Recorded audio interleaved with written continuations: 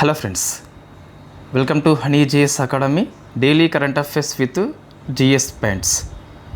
So మనము ఈ వీడియోలో ఏప్రిల్ 1 to 6 వరకు ఈ రోజు వరకు డిస్కస్ చేద్దాం.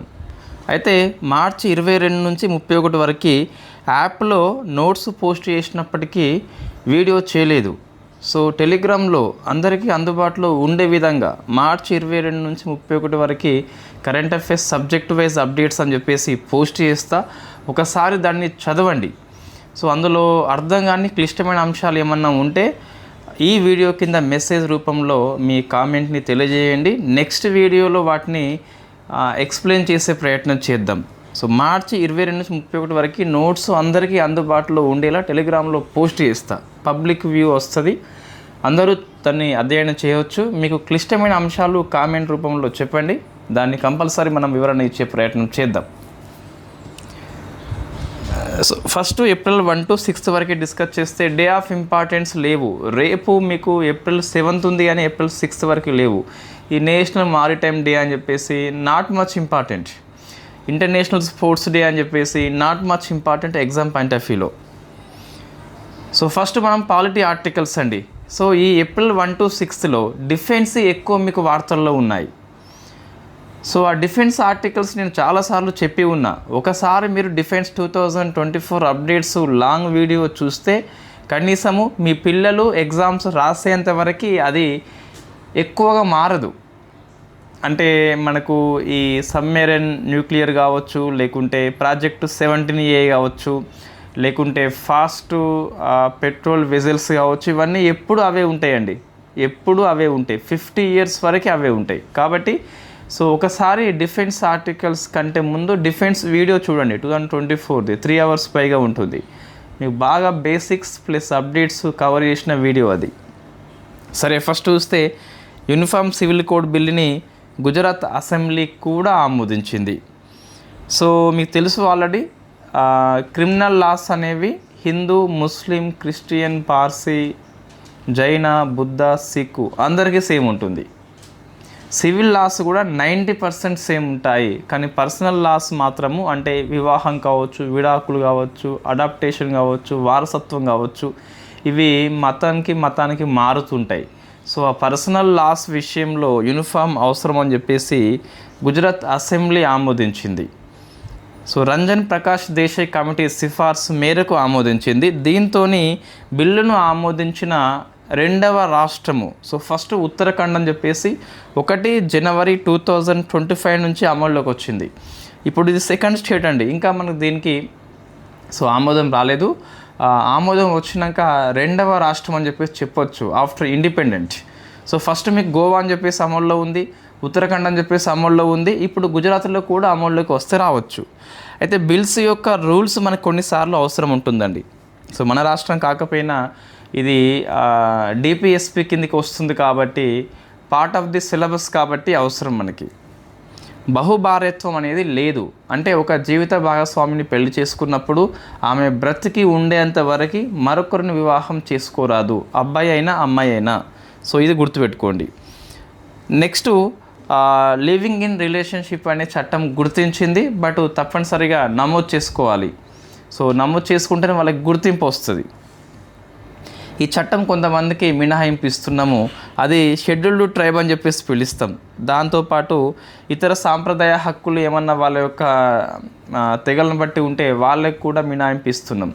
అయితే యూనిఫామ్ సివిల్ కోడ్ ఉత్తరాఖండ్ మీకు ఎల్జీబీటీ పీపుల్కి వర్తింప చేయలేదు. బట్ ఇక్కడ చూస్తే నేను అధ్యయనం చేసిన వాళ్ళకు గురించి ఈ బిల్లు మాట్లాడలేదు. సో నేను మరొకసారి చూసి మీకు రేపటి క్లాసులో వివరణ ఇస్తాను. Uttarakhand uniform civil code bill అనేది ట్రైబల్ పీపుల్కి వర్తింప చేయము, ఎల్జీబీటీ వాళ్ళకి వర్తింప చేయము. Gujarat uniform civil code bill అనేది ట్రైబల్స్కి వర్తింప చేయం. There is no doubt. But LGBT వాళ్ళ గురించి నేను రేపటి క్లాసులో వివరణ ఇస్తాను. మరి ఎవరికి వర్తింప చేస్తున్నామంటే రాష్ట్రం వెలుపల నివసిస్తున్న గుజరాతీ వాళ్ళకి, అంటే రెసిడెంట్ ఆఫ్ గుజరాత్ అని చెప్పేసి పిలుస్తాం. వాళ్ళు ఇక్కడ ఉండొచ్చు, రాష్ట్రం వెలుపల ఉండొచ్చు, అయినప్పటికీ అప్లికేబుల్ అవుతుంది. నేను రాష్ట్రం దాటిన రెండవ పెళ్లి చేసుకుంటా అంటే రాష్ట్రం తీసుకొచ్చి లోపలేస్తారు. యూనిఫామ్ సివిల్ కోడ్ గురించి మాట్లాడితే గోవాలో పోర్చుగీస్ సివిల్ కోడ్ 1867 అని చెప్పేసి అమల్లో ఉంది. ఉత్తరాఖండ్ లోపల జనవరి 1, 2025 నుంచి అమల్లోకి వచ్చింది. ఇన్ఫ్యాక్ట్ ఇవి రెండే ప్రజెంట్ అమల్లో ఉన్నాయి. గుజరాత్ ఇంకా అమల్లోకి రాలేదు. అమల్లోకి వచ్చినాక మనం డిస్కస్ చేద్దాం. రాష్ట్రపతి ఆమోదిస్తేనే అమల్లోకి వస్తుంది. వై బికాజ్ ఇది డిపిఎస్పి కాబట్టి, సో గవర్నర్ మోస్ట్లీ రిజర్వ్ చేస్తారు రాష్ట్రపతికి. అప్పుడు చేసినప్పుడు రాష్ట్రపతి ఆమోదిస్తే అమల్లోకి వస్తుంది. మనం డిస్కస్ చేద్దాం. సో ఇది మన నోట్స్ అండి, పాలిటీ నోట్స్ నేను తీసుకోవడం జరిగింది. సో లాస్, క్రిమినల్ లాస్ ఉంటాయి, same for all religions. Uniform ఉంది ఇక్కడ.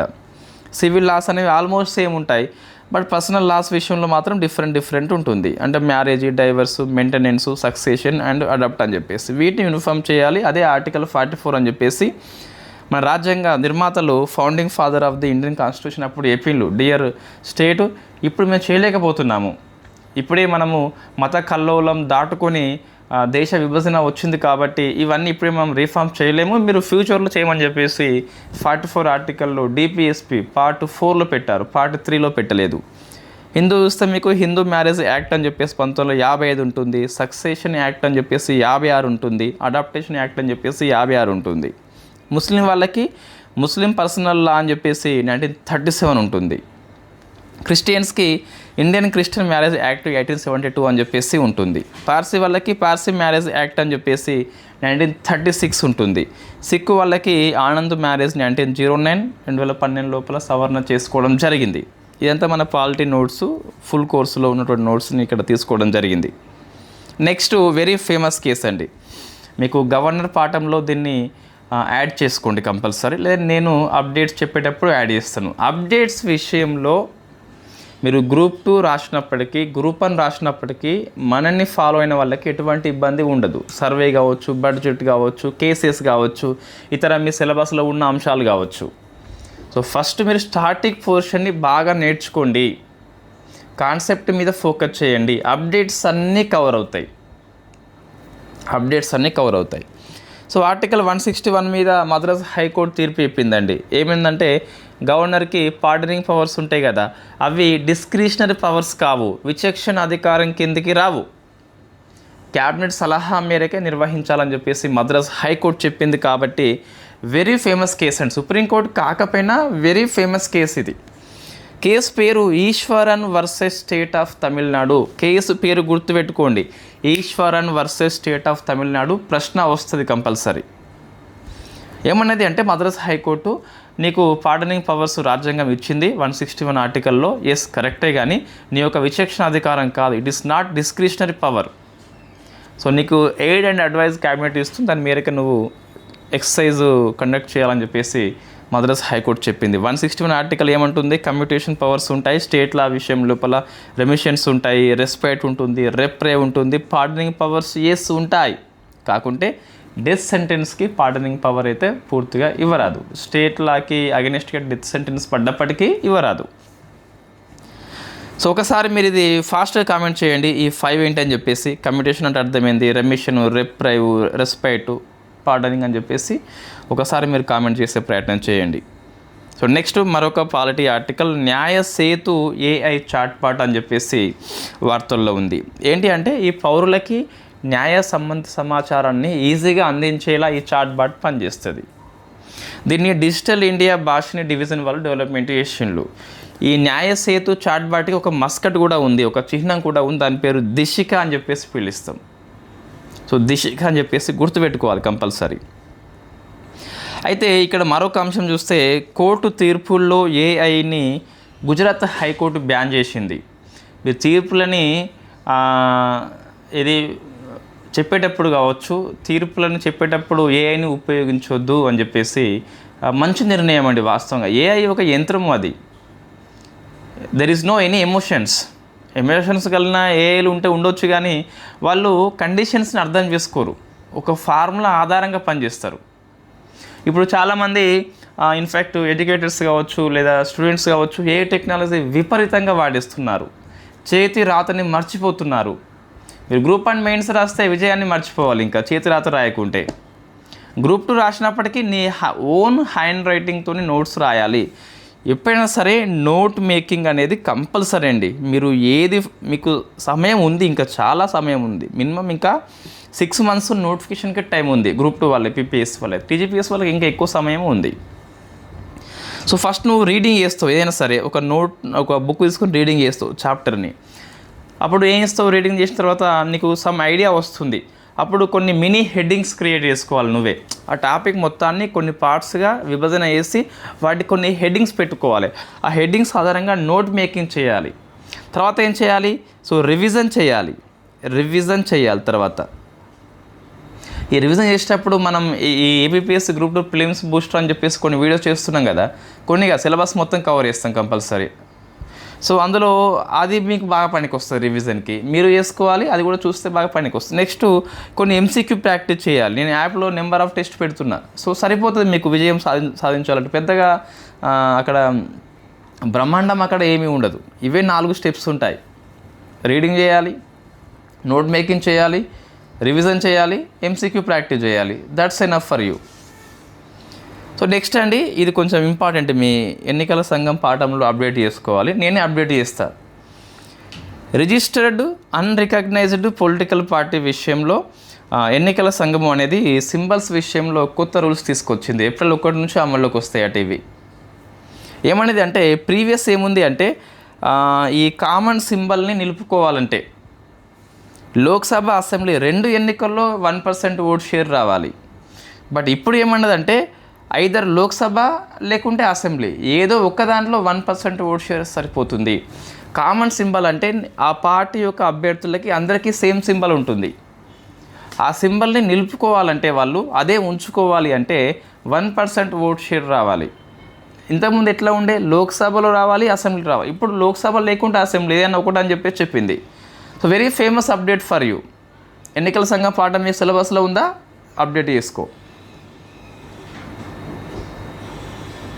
నెక్స్ట్ ఎకనామీ అండి. సో ఎకనామీ చూస్తే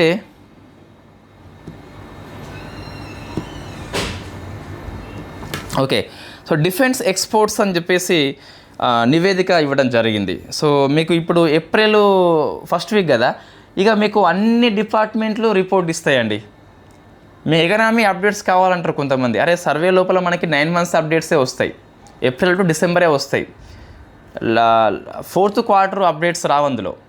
బట్ ఇప్పుడు మినిస్ట్రీస్ వైజ్గా మీకు రిపోర్ట్ ఇస్తారు. ఎక్స్పోర్ట్స్ ఇంపోర్ట్స్ విషయంలో కావచ్చు, జిఎస్టీ విషయంలో కావచ్చు. సో చాలా ఎక్సలెంట్గా 1 yearకి ఇస్తారు. అంటే 25-26 ఇయర్ మొత్తానికి ఇస్తారండి.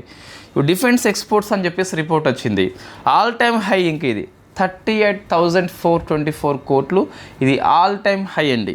ఇందులో గవర్నమెంట్ వాటా 54, ప్రైవేట్ వాటా 45. మరొకసారి గవర్నమెంట్ది పెరుగుతుంది, పబ్లిక్ సెక్టార్ది పెరుగుతుంది కాబట్టి శుభ సూచకం మనకి. సో ఇది ఈ శాతాలు గుర్తుపెట్టుకోవాలి కంపల్సరీ, ఇవి గుర్తుపెట్టుకోవాలి. నెక్స్ట్ రిపోర్ట్ మీకు వచ్చేంత వరకు ఏపీఎస్సీ గ్రూప్ 2 మెయిన్స్ ఎగ్జామ్ దాదాపుగా అయిపోతుంది. నెక్స్ట్ జన విశ్వాస్ సవరణ బిల్లు అని చెప్పేసి 2026 అండి. మనకి ఎకనామీ లోపల వస్తుంది. ఇది మనం డిస్కస్ చేసినాం ఆల్రెడీ.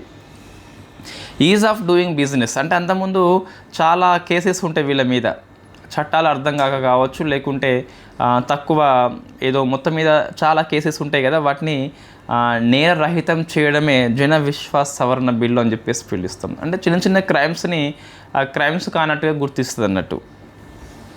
సో ఇప్పుడు ఈ బిల్లు 26 అనేది తేజస్వి సూర్య కమిటీ సిఫార్సు ఆధారంగా 23 మినిస్ట్రీసు, 80 సెంట్రల్ లాసు, 784 రూల్స్ని సవరణ చేస్తున్నాం. దీని ద్వారా 717 నిబంధనలు అనేవి ఇంతకుముందు నేరము అయితే ఇప్పుడు నేరరహితం అని చెప్పేసి మనం మార్చుకున్నాం.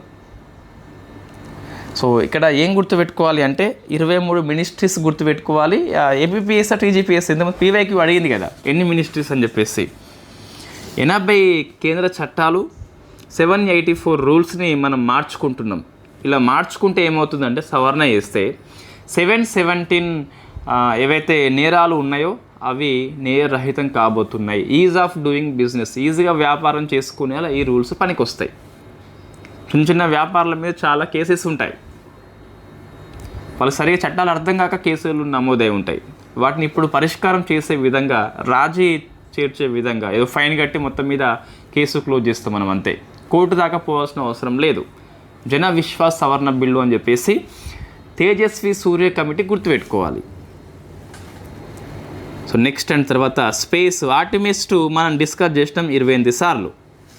అపోలో మిషన్ 1972 తర్వాత చంద్రుని మీదకి మనిషిని పంపిస్తున్నటువంటి ఫస్ట్ మిషన్ కాబట్టి ఆల్మోస్ట్ 50 years అయిపోయింది కాబట్టి గుర్తుపెట్టుకోవాలి. ఇది ల్యాండ్ కారు, వీళ్ళు ఓన్లీ ఫ్లై బై ఎగిరి వస్తారు అంతే. జస్ట్ ఇది ఆర్బిట్లోనికి ఎగిరి వస్తారు, ల్యాండ్ అయితే కారు. వీళ్ళు ఎక్కడి నుంచి వేన్లు? సో కెన్నడీ సెంటర్ నుంచి వేన్లు. ఇన్ఫ్యాక్ట్ రాకెట్ పేరు గుర్తుపెట్టుకోండి, స్పేస్ లాంచ్ సిస్టమ్ అని చెప్పేసి. ఒక క్యాప్సూల్లో పోతుంది, దాని పేరు ఓరియన్ కదా. సో ఓరియన్ క్యాప్సూల్ అని చెప్పేసి దానికి ఒక పేరు పెట్టింది, దాని పేరు ఇంటెగ్రిట్ అని చెప్పేసి పిలుస్తాం. వీళ్ళు పోయే స్పేస్ క్రాఫ్ట్ ఓరియన్కి ఒక పేరు పెట్టిండ్రు, ఇంటెగ్రిట్ అని చెప్పేసి పేరు పెట్టిండ్రు. 10 days మిషన్ అండి. ఈ 4 పేర్లు కంపల్సరీ గుర్తుపెట్టుకోవాలి. మనం డిస్కస్ చేసినాం చాలాసార్లు. ఈవెన్ 2024 కరెంట్ అఫైర్స్ అప్డేట్స్ పెద్ద వీడియో ఉంటుంది, అందులో కూడా ఉంటాయి వీళ్ళ పేర్లు. రీడ్ వైజ్మన్ ఈయన commander, Victor Glover pilot plus black person, Christina Koch women కాబట్టి బాగా ఫోకస్ చేయండి. జెరెమీ హన్సన్ ఫ్రమ్ కెనడా, ముగ్గురు అమెరికా అయితే కెనడా కాబట్టి హన్సన్ పేరు గుర్తుపెట్టుకోవాలి కంపల్సరీ. క్రిస్టినా కోచ్ పేరు గుర్తుపెట్టుకోవాలి కంపల్సరీ. విక్టర్ గ్లోవర్ అవసరం, వై బికాస్ బ్లాక్ పర్సన్ కాబట్టి, నల్ల జాతీయుడు కాబట్టి. Reid Wiseman very famous, why because నాయకత్వం వహిస్తున్నాడు కాబట్టి. సో ఈ ఆర్టిమిస్ 1 ఇంతకుముందు 22లో ప్రయోగించుకున్నాం. ఇట్ ఈస్ అన్క్రూయిడ్ అంటే మనిషి లేకుండా ప్రయోగం చేసినాం. ఇప్పుడేమో క్రూయిడ్ మిషన్ అని చెప్పేసి, but it is only fly by not landing mission. So దీనిలో పార్ట్నర్షిప్ అని చూస్తే యూరోపియన్ స్పేస్ ఏజెన్సీ వాళ్ళు ఉన్నారు, కెనడా స్పేస్ ఏజెన్సీ వాళ్ళు ఉన్నారు, అండ్ జాక్సా ఫ్రమ్ జపాన్ అని చెప్పేసి కూడా ఉన్నారు. So Artemis 2 I think very famous bit for you APSC group 2 mains and current అఫైర్స్లో కూడా. నెక్స్ట్ BSC-2 అని చెప్పేసి రీయూజబుల్ రాకెట్. ఇది వినియోగించి రాకెట్ అని చెప్పేసి పిలుస్తాం. దీన్ని అబ్యోమ్ స్పేస్ టెక్ అండ్ డిఫెన్స్ అనే హైదరాబాద్ స్టార్టప్ కంపెనీ రూపొందించి, తెలంగాణ వాళ్ళు ఎక్కువ ఫోకస్ చేయండి, మన స్టార్టప్ కాబట్టి కరెంట్ అఫైర్స్లో వస్తే రావచ్చు. ఐ ట్రస్ట్ నాకు తెలిసి అయితే SNT TGPSC వాళ్ళకు కూడా 50 మార్క్స్కి తగ్గకుండా ఉండొచ్చు గ్రూప్ 2 లోపల. మిషన్ మిత్ర అని చెప్పేసి ఇస్రో కార్యక్రమం అండి. ఏం లేదు, సో మనము గగన్యాన్ మిషన్ అని చెప్పేసి స్టార్ట్ చేసుకున్నాం కదా. అంతరిక్షంలో ఉండే వాతావరణం ఏ విధంగా ఉంటుందో అటువంటి అనుభవాలని వ్యోమగాములకి భూమిని అందించే ప్రోగ్రాం పేరు మిషన్ మిత్ర అని చెప్పేసి పిలుస్తాం. లడఖ్లో దీన్ని ఏర్పాటు చేసిండ్రు. వై లడఖ్ అంటే అక్కడ కొద్ది అంతరిక్ష వాతావరణం ఉంటుంది కాబట్టి లడఖ్ని ఎంచుకోవడం జరిగింది. ఈ ప్రోగ్రామ్కి స్ఫూర్తి ఎవరని చెప్పేసి అడిగితే యూరోపియన్ స్పేస్ ఏజెన్సీ యొక్క కేవ్స్ అని చెప్పేసి ఒక ప్రోగ్రామ్ ఉంది. ఆ కేవ్స్ ప్రోగ్రామ్ యొక్క స్ఫూర్తితోని మనం ఈ మిషన్ మిత్ర అని చెప్పేసి స్టార్ట్ చేసుకోవడం జరిగింది. ఓకే, ఇది క్లియర్ అండి. నెక్స్ట్ డిఫెన్స్ అండి. ఇందులో వచ్చిన అన్ని ఆర్టికల్స్ మనం డిస్కస్ చేసినాం. ప్రామిస్ మనం డిస్కస్ చేసినాం. INS హరిదామన్ డిస్కస్ చేసినాం. అరిహంత్ దగ్గర తారాగిరి ప్రాజెక్ట్ 17 అయితే ఎవ్రీ మంత్ లాస్ట్ మార్చ్ మంత్లో కూడా వచ్చింది.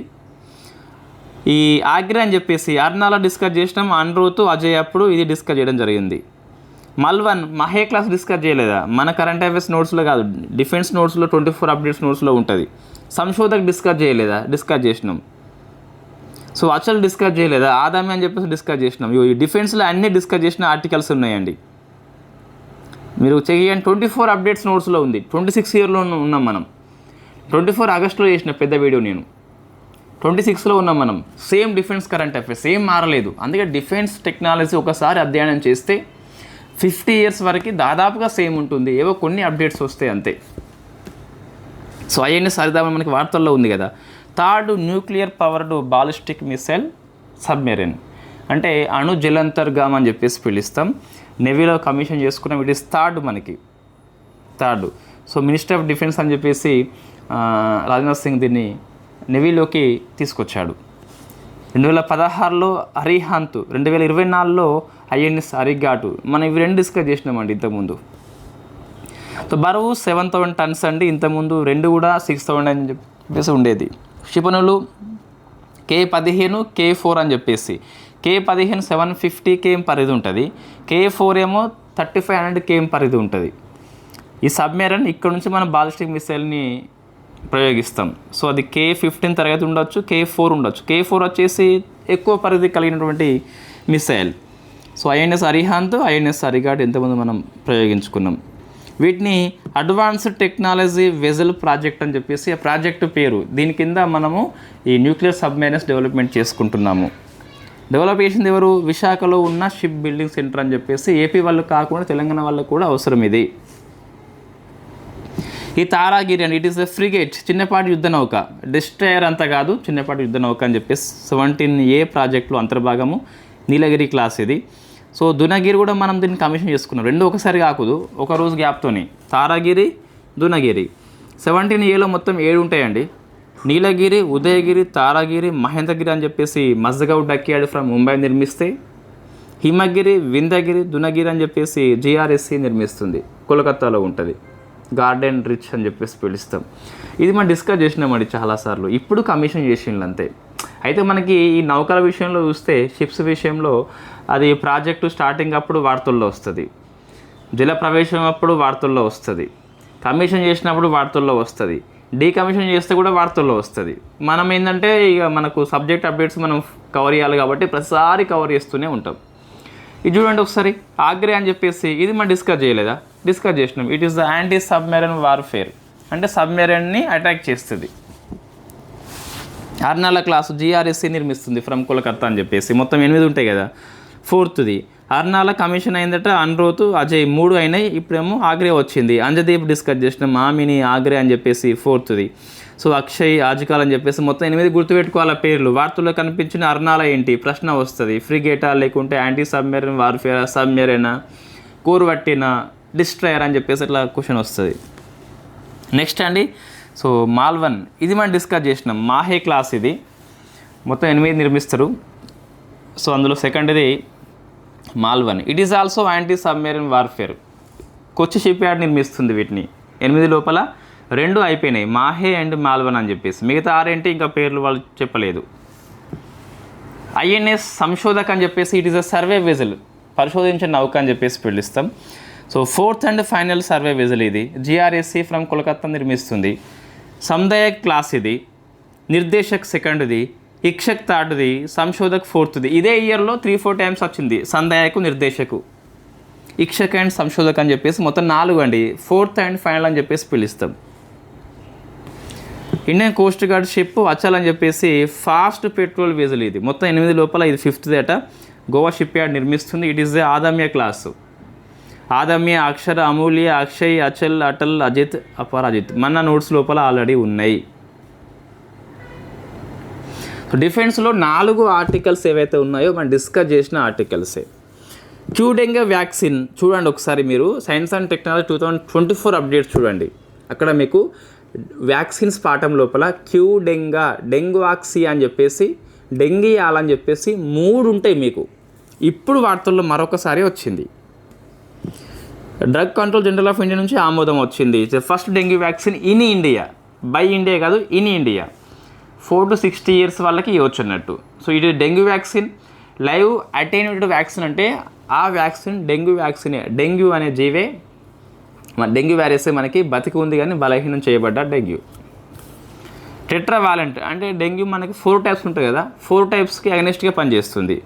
దీన్ని టకేడా ఫ్రమ్ జపాన్ అని చెప్పేసి డెవలప్మెంట్ చేసింది. మనం డిస్కస్ చేయాలంటే దీన్ని డిస్కస్ చేసినాం. ఒకసారి చూసుకోండి 24 అప్డేట్స్ నోట్స్ కావాలంటే. డెంగియాల్ అంటే నేను రాసినది మన స్వదేశీ డెంగ్యూ వ్యాక్సిన్ ఇది, ఇంకా పూర్తిగా ఆమోదించలేదు. దీన్ని పనాసియా బయోటిక్ను ICMR కలిపి డెవలప్మెంట్ చేస్తున్నాయి. మహి బన్స్వారా ఇది మనం డిస్కస్ చేయాలని డిస్కస్ చేసినాం. 2024 అప్డేట్స్ నోట్స్ చూడండి, న్యూక్లియర్ టెక్నాలజీ అని చెప్పేసి అందులో ఉంటుంది.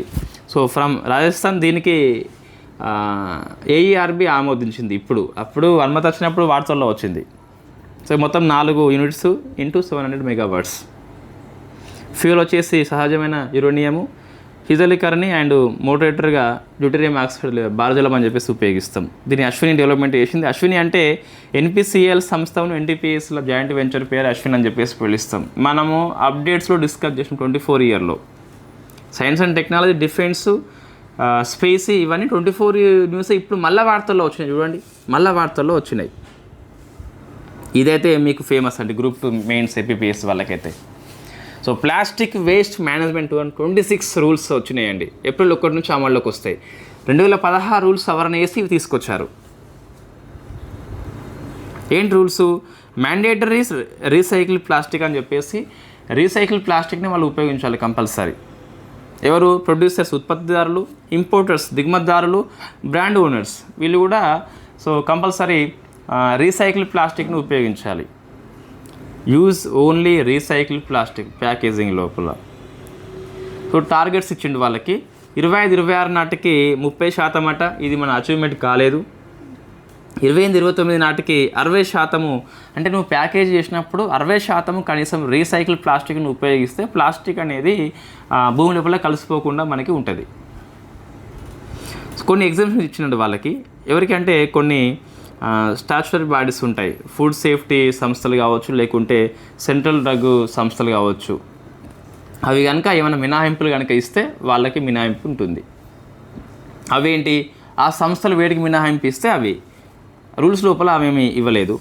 సో దీన్ని అమలు ఎవరు చేస్తారంటే లోకల్ బాడీస్, అర్బన్ లోకల్ బాడీస్ను పంచాయతీరాజ్ సంస్థలు చేస్తాయి.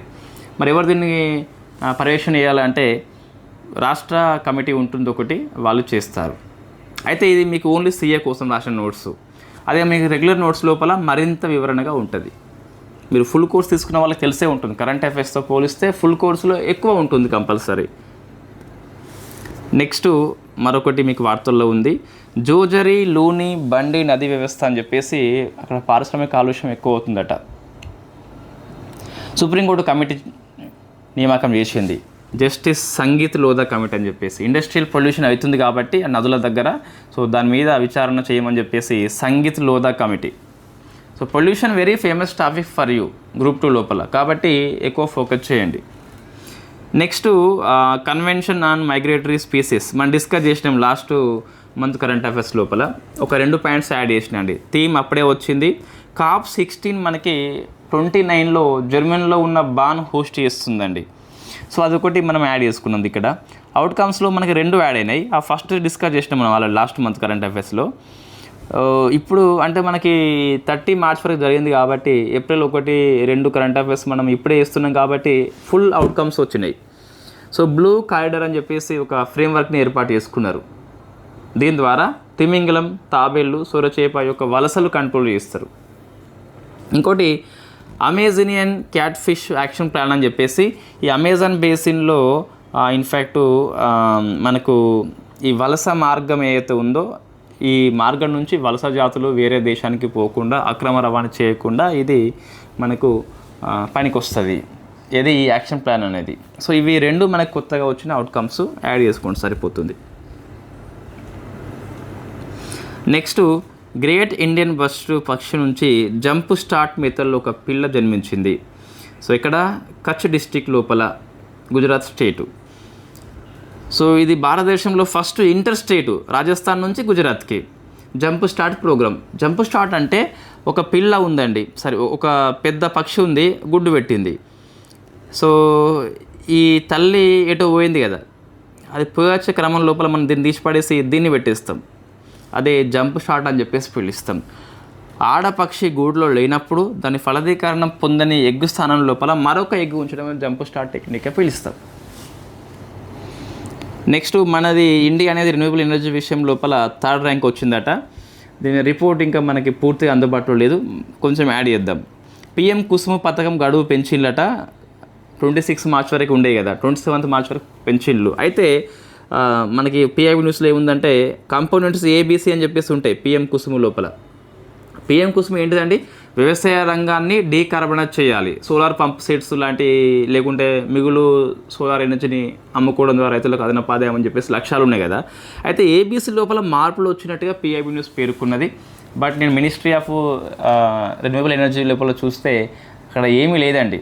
సో ఇక అందుకే ప్లేస్ వదిలిపెట్టిన.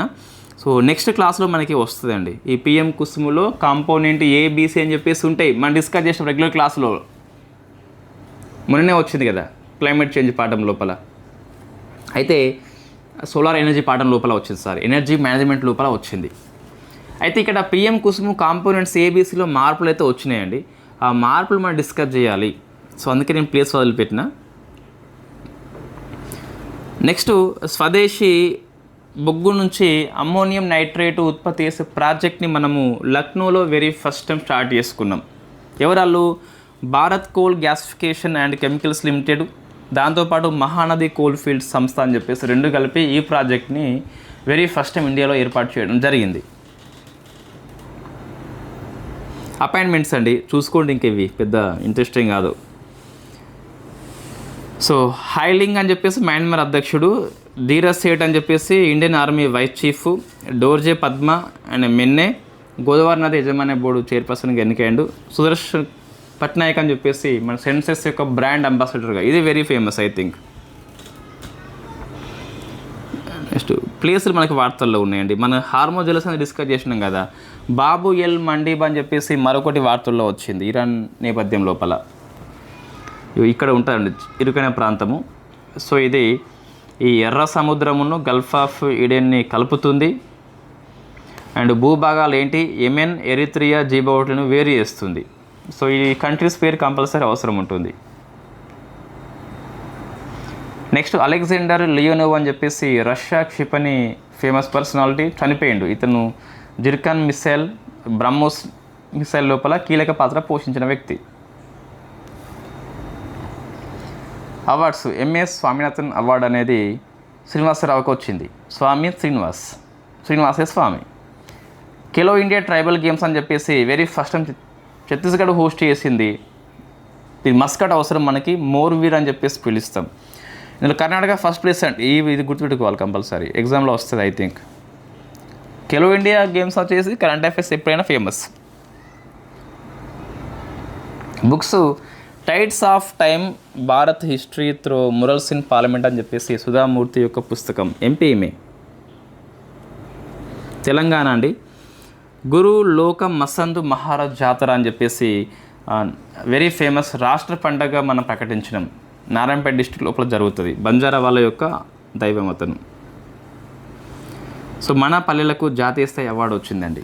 మోతుకుపల్లి వికారాబాద్ అని చెప్పేసి సుపరిపాలన గుడ్ గవర్నెన్స్లో వస్తే, ఫసల్వాడి ఫ్రమ్ సంగారెడ్డి అని చెప్పేసి ఉమెన్ ఫ్రెండ్లీ లోపల వచ్చింది. ఇవి కేటగిరీ కంపల్సరీ గుర్తుపెట్టుకోండి, అవసరం ఉంటుంది. సలేశ్వరం జాతర అని చెప్పేసి నల్లమల అడవుల లోపల తెలంగాణ అమర్నాథ్ యాత్రగా వెరీ ఫేమస్, తెలుసు మీకు ఆల్రెడీ. సో ఏపీ పునర్వ్యవస్థీకరణ బిల్లు సవరణ అని చెప్పేసి 2026 బిల్లు, దీన్ని కొంచెం డిస్కస్ చేద్దాం మనం తర్వాత రేపటి క్లాసులో. అయితే సెక్షన్ 5ని సవరిస్తున్నాం మనం. ఉమ్మడి రాజధాని అని చెప్పేసి ఉంటుంది, దాన్ని సవరిస్తున్నాం. సో ఏపీ రాజధాని అమరావతి అని చెప్పేసి తీసుకొచ్చారు. లోక్సభ ఏప్రిల్ 1న, రాజ్యసభ ఏప్రిల్ 2న ఆమోదించింది. ఏపీ అసెంబ్లీ 28 మార్చిన ఆమోదించింది. డేట్స్ అనేవి కంపల్సరీ ఏపీ వాళ్ళు ఫోకస్ చేయండి. లోక్సభ రాజ్యసభ లోపల ఈ బిల్లును తీసుకొచ్చింది ఎవరు అంటే నిత్యానంద రాయ్. ఈ చేనేత వాళ్ళకి సో ఫ్రీ కరెంట్ ఇస్తున్నారు. నేత మగ్గాలకి 200 యూనిట్స్, మర మగ్గాలకి 500 ఇస్తున్నారు. సో దీనివల్ల ఆదా అయ్యేది ఎంత అంటే చేనేత వాళ్ళకేమో ఒక ఇయర్కి 8,640 అయితే మర మగ్గాల వాళ్ళకేమో 21,600 రూపీస్ ఆదా అవుతాయట. నెక్స్ట్ స్వచ్ఛాంధ్ర సంస్థకి స్కోచ్ గోల్డ్ అవార్డు వచ్చిందట. సో ఇది వాటర్ సెక్యూరిటీ విషయంలో ఒక కొత్త స్కీమ్ వస్తుంది. మన సీఎం గారు యాడికి నుంచి స్టార్ట్ చేసిండు. ఏప్రిల్ 6 నుంచి జూలై 14 వరకు, 100 రోజుల ప్రోగ్రామ్ అండి. ఈ అండర్ గ్రౌండ్ వాటర్ని పెంచాలి, లక్ష్యం అంతే. దినేష్ కుమార్ కమిషన్ని మరొక 1 మంత్ ఏమో పెంచారు. ఇండియా ఇన్ఫ్యాక్ట్ ఏపీ కొన్నిట్లలో ఫస్ట్ ప్లేస్ వచ్చింది. అవి చూస్తే ఒకటి మైక్రో ఇరిగేషన్, ఇంకోటి ఏమో సోషల్ ఆడిటింగ్ విషయం లోపల ఫస్ట్ ర్యాంక్ వచ్చింది ఈజీఎస్ స్కీమ్ లోపల. ఇవి ఏపీ కరెంట్ అఫైర్స్ అండి. నేను రేపటి నుంచి కరెంట్ అఫైర్స్ అనేది డిజిటల్ బోర్డు మీద చేసే ప్రయత్నం చేద్దాం. ఈరోజే ఇన్స్టాల్ అయింది, ఎప్పుడో తీసుకున్నాము, బట్ మనము సో వేరే బిజీలలో పడి ఇన్స్టాలేషన్ చేయించుకోలేదు. ఈరోజే వచ్చారు చేసిండ్లు. సో మరి రేపటి నుంచి డిజిటల్ బోర్డును ఉపయోగించి కరెంట్ అఫైర్స్ క్లాసు చేద్దాం కంపల్సరీ. అయితే మార్చి 22-31 నేను స్కిప్ చేయట్లేదు. నేను నోట్స్ టెలిగ్రామ్లో పోస్ట్ చేస్తా, అందరికీ అందుబాటులో ఉంటుంది. ఒకసారి చదవండి. నేను వితిన్ 1-2 డేస్లోనే ఆ క్లాస్ కూడా చేయడం జరుగుతుంది. ఆ లోపు మీరు చదివి ఏవైతే క్లిష్టమైన అంశాలు మీకు అనిపించిందో ఈ వీడియో కింద కామెంట్ చేయండి. కామెంట్ చేయకుంటే మీకు అన్నీ అర్థమైనవిగా భావించి ఆ వీడియో చేయకుండా ఒకసారి ఫాస్ట్గా చదివేసి వదిలేద్దాం. So thank you very much.